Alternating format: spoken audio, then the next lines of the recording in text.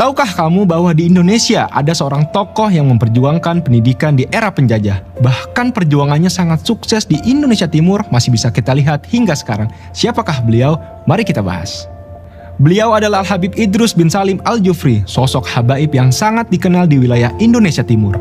Beliau lahir di kota Taris, sebuah kota kecil di dekat kota Seun, Hadramaut pada tahun 1891 Masehi. Sejak dini, beliau dididik langsung oleh ayahandanya yaitu Al-Habib Salim bin Alwi Al-Jufri, seorang mufti dan qadhi di kota Taris. Di bawah bimbingan sang ayah, Habib Idrus tumbuh menjadi pribadi yang alim dan pakar dari berbagai cabang ilmu. Hingga di tahun 1916 Masehi, di usia 25 tahun, ayahandanya wafat dan Habib Idrus menggantikan posisi ayahanda sebagai mufti dan qadhi di kota Taris. Perjuangan Habib Idrus bin Salim Al-Jufri tak kalah masih di Hadramaut tidaklah mudah.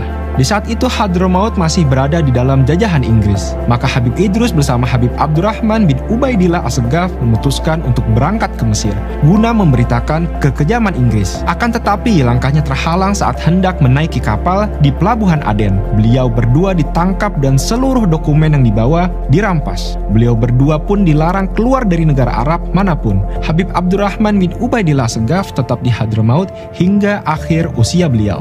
Akan tetapi Habib Idrus Al-Jufri memutuskan untuk hijrah ke Indonesia. Apakah di Indonesia Habib Idrus tetap berjuang menentang penjajah? Bagaimana kisah beliau saat tinggal di Indonesia? Pada tahun 1925, Habib Idrus tiba di Tanah Jawa. Beberapa kota di Jawa beliau singgahi, seperti Pekalongan dan Jombang. Tatkala para tokoh Alawiyin mendengar kabar Habib Idrus tinggal di Jombang, maka mereka meminta kepada Habib Idrus untuk mengajar di kota Solo, yang kala itu baru didirikan sebuah madrasah Ar-Rabithah Al-Alawiyah di kota Solo pada tahun 1928.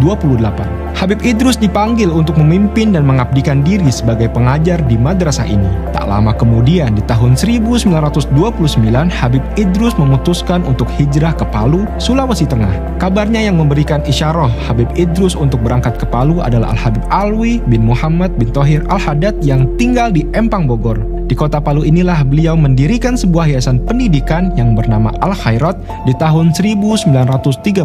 Sejak awal berdirinya Al-Khairat, manajemen operasional dan keuangan di Al-Khairat sepenuhnya ditanggung oleh Habib Idrus. Tak hanya itu, siswa yang belajar di Al-Khairat digratiskan. Di saat itulah beliau menjalani dua profesi sekaligus, yaitu sebagai pengajar dan juga pengusaha guna menopang kebutuhan madrasah Al-Khairat di kala itu. 3 tahun berselang, pada tahun 1933 Masehi, pemerintah kolonial Belanda mengeluarkan peraturan yang mewajibkan siswa Al-Khairat membayar pajak kepada kolonial Belanda. Hal ini menyurut tekad juang siswa yang kala itu sudah berjumlah ratusan dengan berdemonstrasi di kantor pajak milik pemerintah kolonial. Dengan hal demikian, pemerintah kolonial mencabut peraturan tersebut. Tak berselang lama, pada 8 Desember 1941 pecah Perang Pasifik dan membuat Indonesia kembali terjajah dengan pendudukan tentara Jepang di tanah air. Dan di tahun 1942, Jepang menduduki kota Palu serta menutup madrasah Al-Khairat. Mensiasati hal ini, Habib Idrus dengan kesungguhan hati dan tekad kuat sebagai pendidik sejati tetap mengadakan proses belajar mengajar, akan tetapi secara rahasia. Proses belajar dilakukan di pedalaman yang berjarak 1,5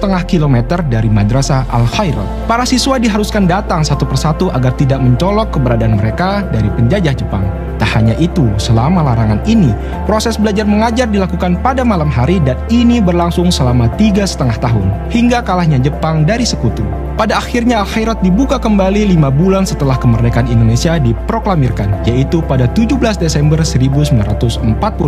Hingga sekarang, madrasah Al-Khairat masih tetap ada dan berkembang sangat pesat di wilayah Indonesia Timur. Tak hanya di kota Palu, Madrasah Al-Khairat memiliki cabang di wilayah Indonesia Timur. Sebagaimana yang dilihat dari hasil Muktamar Al-Khairat ke-7 pada tahun 1996.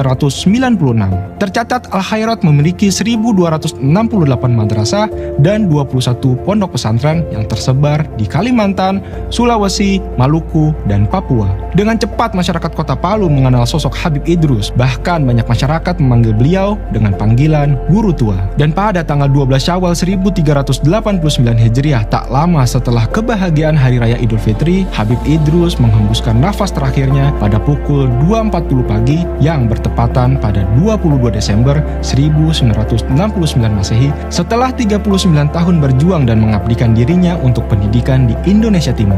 Atas jasa Habib Idrus tersebut, pemerintah memberikan nama bandara di Kota Palu dengan nama beliau yaitu Sayyid Idrus Salim Al-Jufri. Masih ada yang ingin kamu ketahui? Komen di bawah, dan jika merasa video ini bermanfaat, yuk di-share.